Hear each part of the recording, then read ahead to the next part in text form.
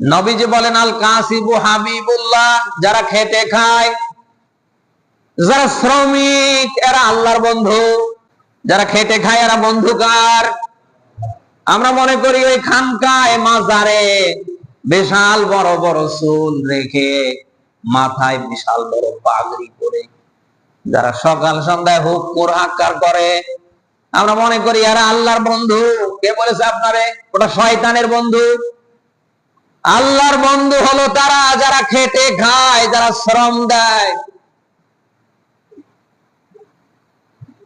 অথচ আমরা আল্লাহর বন্ধু মনে করি যারা খানকায় মাজারে বিভিন্ন জায়গায় যারা আবদ্ধ হয়ে শুধু ভালো ভালো খাবারের জন্য হা করে থাকে। এরা কি আদৌ আল্লাহর বন্ধু? এরা হলো শয়তানের বন্ধু। আল্লাহর বন্ধু যদি দেখতে চান যারা খেটে খায়, শ্রম দেয়, তাদের দিকে তাকান। এরাই হচ্ছে আল্লাহর প্রকৃত বন্ধু। আল্লাহর বন্ধু খুঁজতে চান, একটা রিক্সা চালকের দিকে তাকান, একটা ভ্যান চালকের দিকে তাকান, একটা অটো চালকের দিকে তাকান। এই প্রখর রোদে যারা মাঠে ঘাটে কাজ করে তাদের দিকে তাকান। আপনি আল্লাহর বন্ধু খুঁজে পান না। আল্লাহর বন্ধু খোঁজার জন্য চলে যান দেওয়ানবাগিতে, চলে যান আটরশিতে, চলে যান রাজার বাগে, চলে যান কুতুব বাগে। এরা আদৌ কি আল্লাহর বন্ধু না শয়তানের বন্ধু? আপনি কি আল্লাহর বন্ধুর সঙ্গে স্পর্শে থাকতে চান না শয়তানের বন্ধুর সাথে সংস্পর্শে থাকতে চান? এদেশে একটা ভুল প্রথা চালু আছে যে বাবার মুরিদ না হলে নাকি কিয়ামতে বাঁচার কোনো উপায় নেই। কে বলেছে আপনারে? সবচেয়ে বড় পীর তো আপনার বাড়িতে আছে। আপনার মা বাবা সবচেয়ে বড় কি বলেন? সবচেয়ে বড় পীর হচ্ছে আপন কি মা বাবা। তবে আপন মা বাবা এরা যেহেতু সবচেয়ে বড় পীর, আপনি তাদের রেখে আপনি আটরশিতে যান, দেওয়ানবাগে যান। ইসলাম কি এরকম নাকি? ইসলাম এরকম? নিজের মা বাবা না খেয়ে মারা যায়, ভালো ডাক্তার দেখাতে পারে না, আপনি সন্তান হিসেবে খোঁজ নিতে পারেন না, অথচ আপনি বস্তা ভর্তি টাকা নিয়ে যান আটরশিতে দেওয়ানবাগে। এই আটরশি দেওয়ানবাগির চেয়ে এই টাকাটা কি মা বাবার জন্য জরুরি না?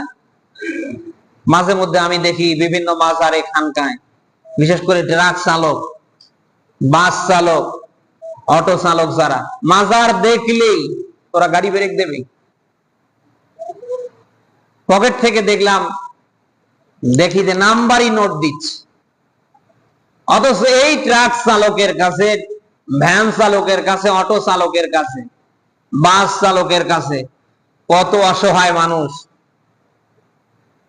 কারোর হাত নেই, কারোর পা নেই, 10টা টাকা চায়, দেয় না, আরো পা দিয়ে লাথি মেরে চলে যায়। অথচ টাকা ঠিকই দিচ্ছে কোথায়? না আমি বোঝাতে পারছি না মনে হয়। মরা মানুষের চেয়ে কি টাকা জিন্দা মানুষের দরকার কম না বেশি? না এগুলো হচ্ছে না ভাই। প্রাণপ্রিয় বিরামপুরবাসী, এই জন্য আমরা সবাই মিলে সিদ্ধান্ত নিই আমরা আর বসে বসে খাবো না। হারাম খেয়ে যেহেতু ইসলামের কোন বিধান পালন সম্ভব না, পালন করলেও একজন নেবে না, তিনি যেন কে। এই জন্য আমরা প্রত্যেকেই নিয়ত করি যদি মরেও যাই আমরা হারাম খাবো না। পারবো না? আপনি সরাই নিসা 4 নাম্বার সরার 5 নাম্বার বারার 2 নাম্বার পৃষ্ঠার 29 নাম্বার আয়াতে পাবেন। 1000 বছর পূর্বে আল্লাহ তাআলা এখানে ঈমানদারদের নাম ধরেই ডাক দিয়ে আল্লাহ কথা বলে দিয়েছেন, ইয়া আইয়ুহাল্লাযীনা আমানু লা তাকুলু আমওয়ালাকুম বাইনাকুম বিল বাতিল। বলেন আল্লাহু আকবার। সাধারণ কোন মানুষের নাম কিন্তু আল্লাহ শুরুতে দেয়নি, যাদের ঈমান আছে। আল্লাহ তাআলা বলেন, ওহে ঈমানের দাবি করো যারা, আমি আল্লাহ বলছি, লা তাকুলু আমওয়ালাকুম বাইনাকুম বিল বাতিল, অন্যায় অবৈধ ভাবে তোমরা একে অপরের সম্পদ ভক্ষণ করো না। কে বলছেন জানো? এখানে বাতিল বলতে সব আলেমরা ব্যাখ্যা দিয়েছেন। এই যে বা, ত, লাম, 3টা অক্ষরের সমন্বয়ে একটা শব্দ তৈরি হয়। যার নাম বাতিল। সব আলেমরা ব্যাখ্যা দিয়েছেন সকল রকমের অবৈধ ইনকাম এই বাতিলের ভিতরে গণ্য। আল্লাহ তাআলা বলেন তোমরা একে অপরের সম্পদ অন্যায় ভাবে অবৈধ ভাবে আত্মসাৎ করো না, খেও না, ভক্ষণ করো না। কে বলছেন? এরকম অনেক অর্থ আছে। একজন মুসলমানের আর একজন মুসলমানের জান মাল সবগুলি এক একটার আমানত। আপনি একজন মুসলমান কখনো আর একজন মুসলমানের সম্পদ আত্মসাৎ করতে পারেন না। আপনি একজন মুসলিম কখনো আর এক মুসলমানের আপনি জোর করে জমি দখল করতে পারেন না। মুসলমান তো ওই ব্যক্তিকে বলা হয় যার জবান থেকে হাত থেকে অপরাপর মুসলমান নিরাপদ থাকে। অথচ আপনি এমন মানুষ, আপনার ধান্দা এটা কি করে সম্পদ বাড়ানো যায় না, এরকম মানুষ দেশে নেই। যার বাবার 10 টাকাও ছিল না, শুধু সাদাবাজি আর দখলদারির মধ্য দিয়ে 5 তারিখের পর থেকে আমরা দেখতে পাচ্ছি ওই যেন কয়েক কোটি টাকার মালিক হয়ে গেছে। অথচ 5 তারিখের আগে এই লোকটা চার দোকানে বের হয়ে একটা চা খাবে, টাকা না থাকলে দোকানদার ওরে চিনে না। অথচ ওই লোকটা এখন 100-এরও বেশি সাঙ্গ পাঙ্গ নিয়ে করছে। ওর মহড়া দেখে মনে হচ্ছে দেশটা ওদের, আমরা ভাড়া। যারা চাঁদাবাজি করেন, জোরপূর্বক যারা মানুষের জমি জায়গা দখল করছেন, আপনাকে বলছি আল্লাহ তাআলা নিষেধাজ্ঞা দিয়েছেন যদি আপনার ঈমান থাকে, আশা করছি আপনি থামবেন। যেহেতু আল্লাহ নিজেই বলছেন লা তাকুলু আমওয়ালাকুম বাইনাকুম বিল বাতিল, অন্যায় অবৈধ ভাবে তোমরা একে অপরের সম্পদ ভক্ষণ করবে না, আত্মসাৎ করবে না। এ কথা কার? একে আমি বানালাম। অথচ আপনি মিলান এই দেশে এটা একেবারে সরাসরি শুরু হয়ে গেছে। আপনি সূরা আলে ইমরান 3 নাম্বার সূরার 4 নাম্বার পারার 5 নাম্বার পৃষ্ঠার 130 নাম্বার আয়াতে পাবেন।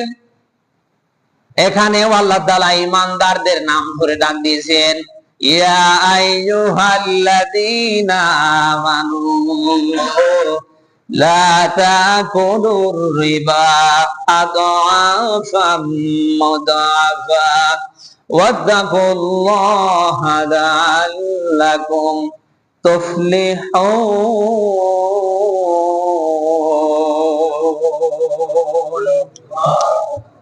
আয়াতের দিকে মেলান তো। আল্লাহ তাআলা বলেন, ওহে ঈমানের দাবি করো যারা, আমি আল্লাহ তোমাদের বলছি লা তাকুলুর রিবা, সুদ খেও না। এ কথা কার? আদআফাম মুদাআফা, চক্র বৃদ্ধি হারে। 1000 টাকা দিয়ে 1 মাস পরে 120 টাকা নিও না। কে বলছেন? আল্লাহ।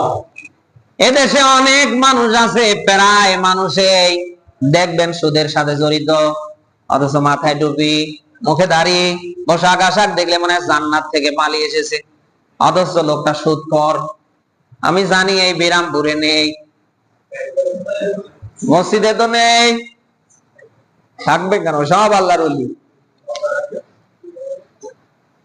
আল্লাহ তাআলা বলছেন, ওহে ঈমানের দাবি করো যারা, যাদের ঈমান আছে আমি আল্লাহ তাদের বলছি লা তাকুলুর রিবা, সুদ খেও না চক্র বৃদ্ধি হারে। কে বলছেন? তাহলে সুদ খাওয়া হালাল না হারাম? আশা করছি যারা সুদ খাচ্ছেন থামবেন, ছেড়ে দেবেন।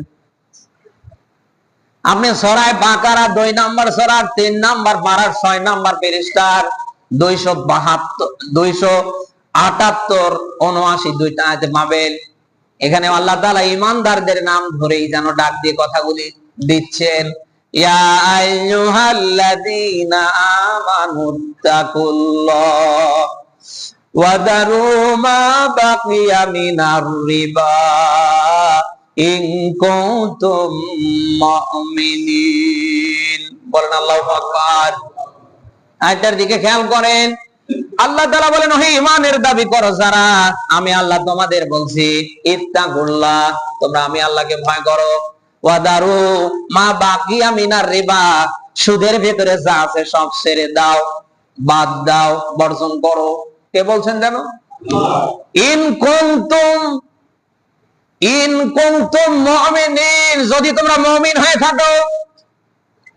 শুরুতে আল্লাহ তাআলা মানু শব্দ দিলেন, শেষে আল্লাহ তাআলা মুমিনুন শব্দ দিলেন, কারণ আছে না নেই?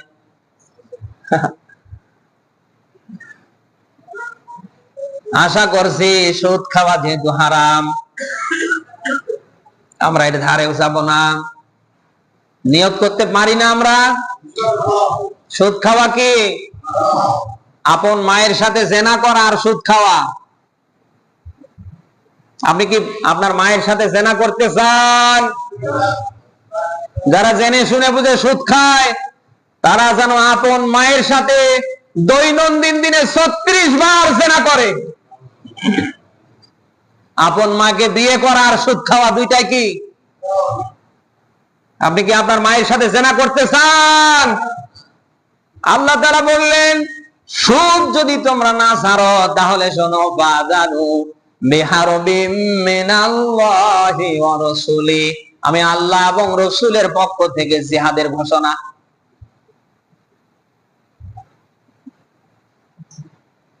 আল্লাহর সাথে জিহাদ করবার মতো কোন খেলোয়াড় পৃথিবীতে আছে? সামনে আসবে নাকি?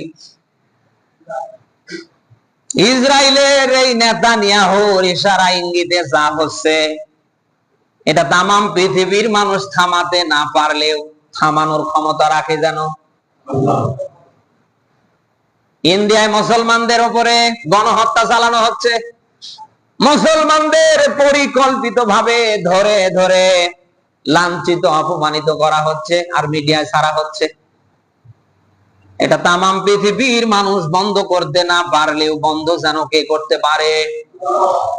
১৫০০ বছর পূর্বে আল্লাহ নিজেই ব্যাখ্যা দিয়েছেন, তাবারাকাল্লাযী বিয়াদিহিল মুলক ওয়া হুয়া আলা কুল্লি শাইইন কাদির। বলেন আল্লাহু আকবার। সূরা মুলক ৬৭ নাম্বার সূরার ২৯ নাম্বার পারার প্রথম নাম্বার পৃষ্ঠার প্রথম নাম্বার লাইনের এটা প্রথম নাম্বার আয়াতে পাবেন। আল্লাহ বলেন, বরকতময় সত্তা আমি আল্লাহ, আমি সকল অক্ষমতা থেকে, দুর্বল থেকে আমি আল্লাহ, দুর্বলতা থেকে মুক্ত। ওহু আলা কুল্লি শাইইন কাদির, সকল ক্ষমতার উপরে একমাত্র ক্ষমতা চলে আমার। সকল ক্ষমতার উপরে ক্ষমতা চলে কার? আমরা আল্লাহর কাছে দোয়া করছি, ইসরায়েলের এই কুকুরগুলোর হাত থেকে আল্লাহ ফিলিস্তিনি মুসলমানদেরকে যেন হেফাজত করে।